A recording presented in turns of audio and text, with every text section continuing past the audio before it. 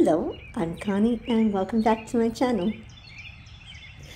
Before I retired, I used to have this odd little idiosyncrasy where I would actually every day on a notebook paper, I would count down the hours that I would be there at work. And it was became like just a habit that I did. And I believe I did this for a number of years, as a matter of fact, to the point that somebody one time saw me doing it and said, "Why do you do that?" And I said, "Oh, I like to know how many hours I have to do my task and so forth." But I realized now that what I was doing, and yeah, it's pretty OCD, I was counting down the hours until my time was mine again. Now, of course, I would not do that on the weekends, on holidays, during vacations, any time that actually belonged to me, you might say. I didn't do that. It was only the time that I was at work. And I guess that's more of an exaggerated way of how people count down the days until Friday. And what do we always say? Thank God it's Friday. And then you have the weekend, and then it's right back to dreaded Monday. Well, I'm happy to say that ever since I retired, I'm cured of that habit. I no longer count down the days or the hours, but I treat each day as its own individual little gift. But why did I wait so long to do that? This week, a friend posted a meme on Facebook that I ended up sharing, and it says, "One day you are going to hug your last hug, kiss your last kiss, and hear someone's voice for the last time. But you never know when the last time will be, so live each day as if it were the last time you will ever be with the person you love." I think this world conditions us to always be on the move, that our hours don't belong to us, that we need to be constantly striving, constantly achieving, constantly doing something of value, or at least according to what the world says is value. What that translates to is basically adding to our bills. There's always mortgages to pay, there's always credit cards to pay, there's always car payments, there's always whatever, you name it, there's always something to pay. So it's not our time. That makes it very easy to start wishing the time away, wishing the days away. That when you put them all together, they add up to our lives and the lives of our loved ones.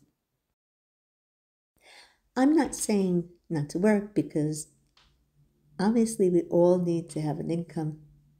It's just a fact of life. Gotta pay for where you live and food and everything else.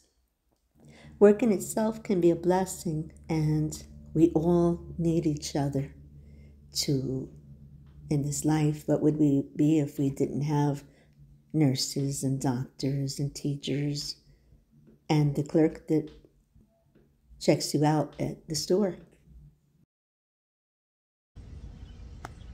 The danger is that we sometimes lose perspective. And the main thing that we lose is the fact that there is time during that day that does belong to us. But in the meantime, we're being bombarded by these messages from Madison Avenue. From the moment that we wake up in the morning until the moment that we go to bed, whether it's on the internet, you may just be talking to your husband about something, and there's an ad on your phone eavesdrops on you. There's an ad for whatever it was you're just talking about, telling you, advertising, telling you that you're not enough, that you're not happy enough, that you're not good looking enough, that you don't have everything that you should have, and you should have everything. You should have everything, and you can have it all. That was a big deal back in the 80s when they were saying you can have it all, and the truth is that, yeah, you can have it all in terms of materialism, and also accolades from your bosses, maybe a little trophy or something that gathers dust, but you're losing, you're putting more and more time into those things, and life is just going by, but you're still, it's not your time. You're giving away your time. You're paying, it's true, we pay not with money, but with our time for the things that we have in this life, whether it is recognition or it is material. As an example, in our own lives, my husband, when we were young parents, worked on the New York Stock Exchange for a few of the brokerage houses, actually, and he was a phone clerk. Now, he had taken the Series 7. I think it was required back at that time. It's a test that you have to take.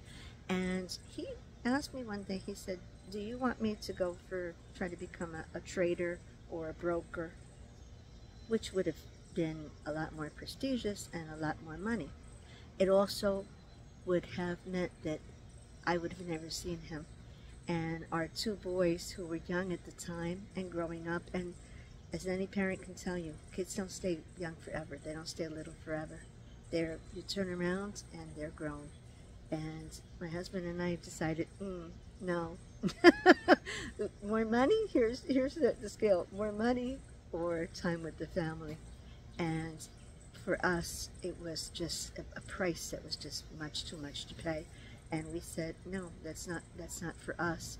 We'll take the smaller house and the smaller paycheck, and we don't need to have a Rolex, and we don't need to have this. It was a decision that we made back then that never ever have we regretted it, especially considering that my husband eventually, in around 2000, after 9/11, my husband had cancer of the lungs, and we were facing something very serious with two teenage boys who possibly would have been without their father. That has a way of putting things really into perspective, to realize that, you know what, like I said, children don't stay young forever. Your loved ones may not always be there. None of us are promised tomorrow. And every day really is a precious gift, and we don't know when it's going to be over for any of us. And thank God my husband is a cancer survivor, and we now don't live anywhere near New York, but we are living every day with that, treating every day as special. You never know if it's going to be the last day. He just turned around to me and said, I'd really like to see Hawaii with you. And it just touched me so much. I said, well, we're going to save our pennies then and go. And it will be something that we will always remember, that we'll cherish if, God willing, we make it to that time. So do we really need everything? Should we really want everything? Just because someone that we don't even know is telling us that we need it, I don't think so. I really don't, because first of all, that car is going to lose its value the minute that you drive it off the lot, and you can't even sell it for the same thing that you paid for it, not even close half the time. The car, the house, it's wonderful to have, and it's a home, and that's the main thing. It's where you raise children, or where you have your haven. But an attachment to it, we can't really have, because we never know what tomorrow holds.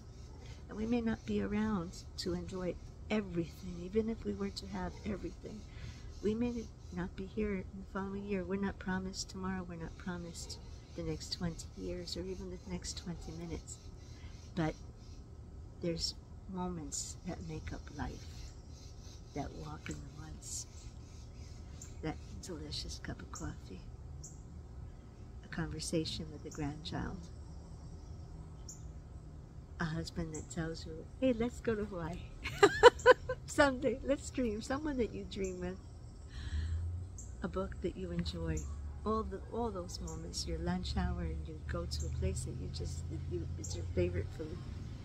those are the moments. Those are what make up life, and let's not lose them. Let's not lose those moments. Let's not lose that, because that is truly, my friends, that is what life is about. It's not about anything that we own, and we are enough. We are definitely enough. We don't need any product or anything to make us enough. So I hope that you've enjoyed my video, and I hope it's been of some encouragement to you, of some help to you. And if you have any thoughts about that, and any crazy little idiosyncrasies that you might have, let me know in the comments. I hope that you like and subscribe, and I really appreciate your time being with me. So until the next time, God bless. See you soon.